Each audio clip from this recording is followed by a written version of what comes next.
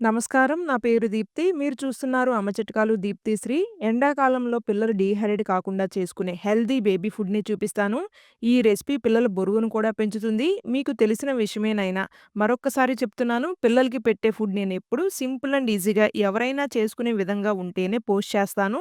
ఈ రెసిపీ కూడా అలాంటిదే. ఈ రెసిపీ 10 నెలల చిన్నారుల దగ్గర నుండి 4 సంవత్సరాల పిల్లల వరకు పెట్టుకోవచ్చు. జావలాగా ఉంటుంది. పిల్లలకి ఖచ్చితంగా పెట్టండి. చాలా బావుంటుంది టేస్ట్.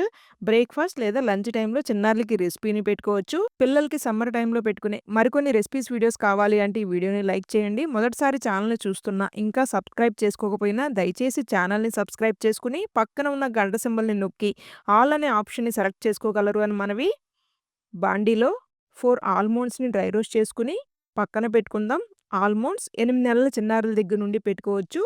అదే బాండీలో చిన్న బౌల్ పూల్ మకానాని కూడా డ్రై రోస్ట్ చేసుకొని పక్కన పెట్టుకుందాం.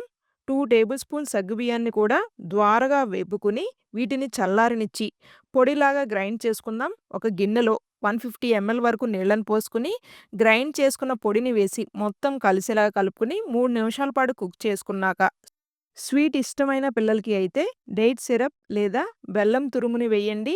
స్వీట్ ఇష్టం లేని పిల్లలకి చిటికెడు పెప్పర్ పౌడర్, సంవత్సరం పైబడిన పిల్లలకి అయితే చిటికెడు ఉప్పుని వేసి మరొక్క నిమిషం పాటు కుక్ చేసుకొని చల్లారినాక మీ చిన్నారులకైతే ఇవ్వండి. ఈ వీడియో మీ అందరికి ఉపయోగపడుతుంది అని అయితే ఆశిస్తున్నాను. వీడియో నచ్చినట్లయితే please do like, share and subscribe.